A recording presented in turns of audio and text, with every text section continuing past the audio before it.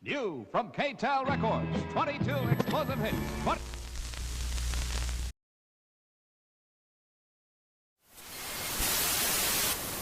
Hey everybody, it's me, Steve SCHNEE, the CD Junkie. On this episode of CD Junkie, I'm going to be talking about the band Queen. That's right, Freddie Mercury, Brian May, John Deacon, and Roger Taylor. All four of them exceptional musicians, songwriters, singers. The thing about Queen is everyone focuses on Freddie Mercury because, boy, he was super exceptional, one of a kind. But Queen was four people. It was the chemistry that made that band work. And the albums I'm going to go through are going to be the studio albums released between 1973 and 1995, featuring the four original members of the band. Now, let me start off by just telling you real quick how I got into the band. And that was basically because I would hear songs on the radio. Killer Queen totally caught my attention when that came out. I was a little young to really kind of, understand the nuances of the song, but I just knew it was a great pop song. And then, of course, Bohemian Rhapsody, first time I heard it, I was, what the heck is that? But I was, 12 years old. But then by the fifth time, I'm going, wow. And it was just beautiful. The album that really, really, really struck me was the album News of the World that came out in 1977. That was incredible. And the first album that I bought by Queen with my own allowance was Jazz, and that remains my favorite Queen album because that was the first one that I bought. I'm not saying it's the best Queen album. Remember, there's a difference between favorite and best. That is my favorite Queen album, but I'll tell you all about that. Let's start on this catalog. I got to go through this rather quickly, not to bore you. There will be no music medley at the end because most of you know what Queen sounds like. 1973, out comes the debut album Queen. This was produced by John Anthony, Roy Thomas Baker, and Queen, and it was a hard rock affair.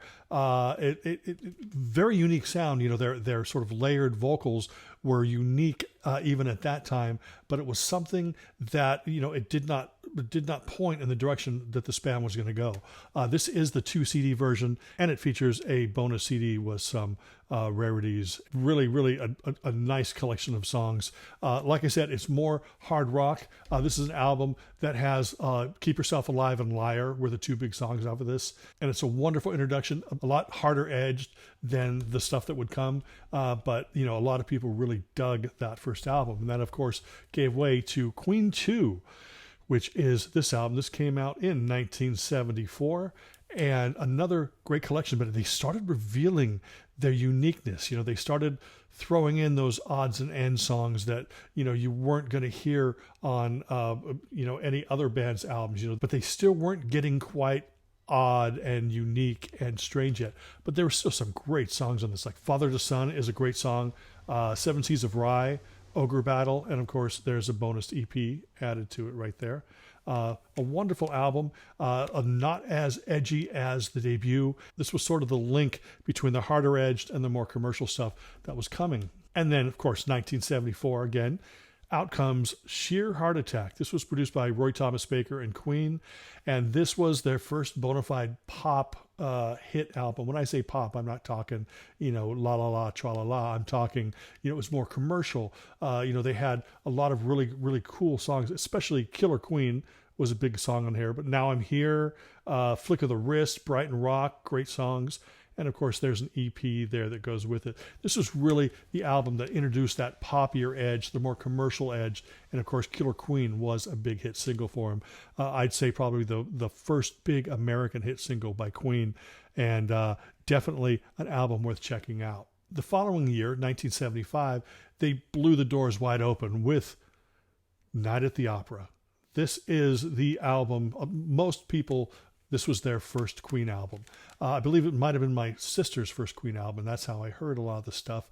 But incredible album. This, of course, is the one with Bohemian Rhapsody, but also has You're My Best Friend, which incredible pop single. Love of My Life, another beautiful song. Death on Two Legs, and, of course, a bonus EP. The great thing about Queen is, of course, like I said, everybody focuses on Freddie Mercury. He was the most unique member of the band, but each band member was writing songs and also singing. So you're going to get on each album, Brian May singing a song or two, or Roger Taylor singing a song or two. John Deacon wrote a lot of great songs, but I don't think he ever sang lead on anything. But he sure lip synced a lot in the videos. 1976 comes around, and going along with the Marx Brothers movies titles, first you had A Night at the Opera, now you've got A Day at the Races. This was a different beast than Night at the Opera. It was still just as interesting, just as fascinating, just as wonderful, but it was different. And that's when you really started realizing that Queen were not going to keep doing the same thing over and over again. They never even tried to do another Bohemian Rhapsody.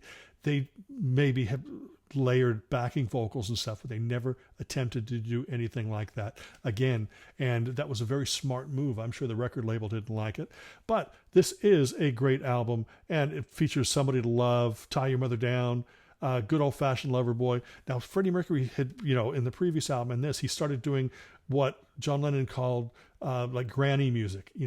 McCartney would do, the Martha, My Dear, or When I'm 64, stuff like that. Freddie Mercury did a lot of that kind of stuff for Queen, but I didn't hear Brian May calling it granny music, especially when the money was coming in. 1977 brought us News of the World, another huge, huge album for Queen. You're looking at We Will Rock You, We Are the Champions, opens the album, and that just became an anthem for them. And just another great record. This one was all over the map musically.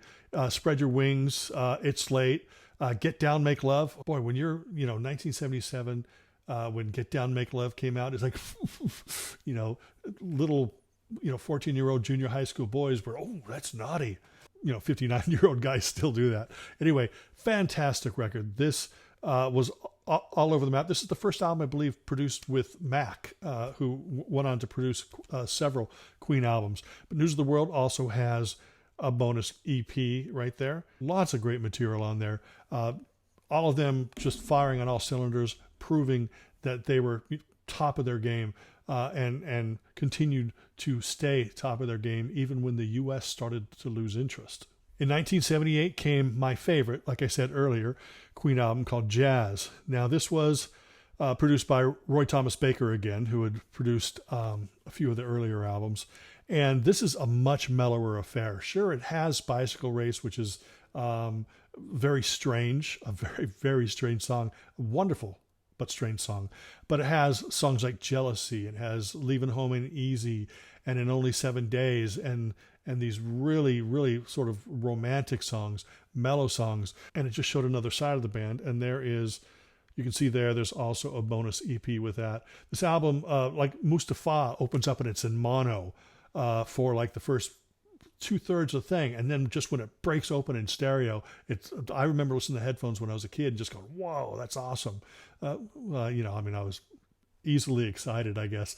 But this also has, Fat Bottom Girls, like I said, Bicycle Race, Jealousy, If You Can't Beat 'Em. But another big song on here that actually became more famous later is Don't Stop Me Now is on that album. So Jazz, 1978, another great Queen album. Now in 1979, Live Killers came out. I don't like live albums. So let's move on to 1980 with The Game. This was probably their most commercial album and an album most influenced by what was going on around them musically.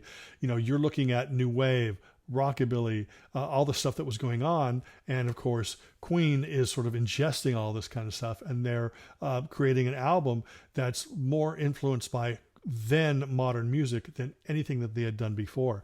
So you're looking at Crazy Little Thing Called Love, Save Me, another one, Bites the Dust, Need Your Lovin' Tonight,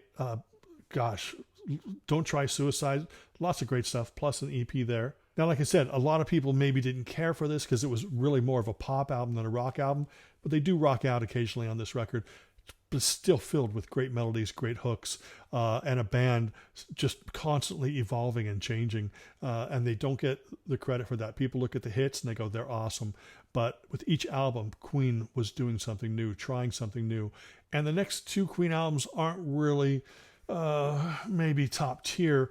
Of course, you're looking at Flash Gordon, or the soundtrack. Now, there are a couple cool moments on this, but generally speaking, this is not an album that I keep going back to. But, like the Flash theme is great. And there are moments there where, of course, Brian May's guitar, that unique guitar style and unique guitar tone he has, just incredible. There you see that it has bonus tracks as well.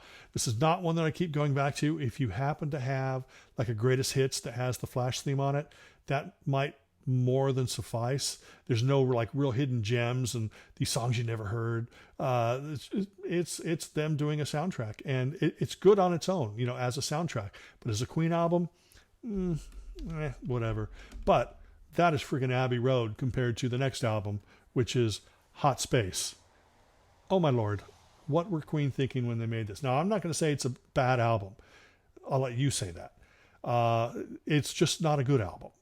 It has them doing too many. I mean, this is them going R&B, funk, kind of, you know, a little new wavy. There are some great songs on here. There are, like Back Chat is a great song. Of course, this also has Under Pressure, their duet with David Bowie.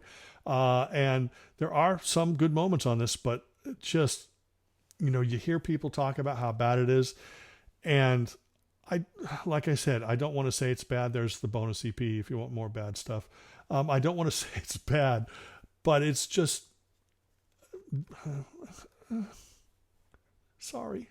Now, in 1984, they returned with producer Mac again, and they put out The Works. Now, this was them embracing modern technology, but in a successful way.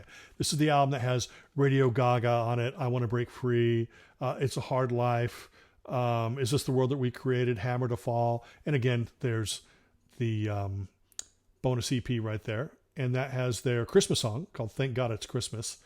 And that never made it on any album. It was just a single, so now it's on this.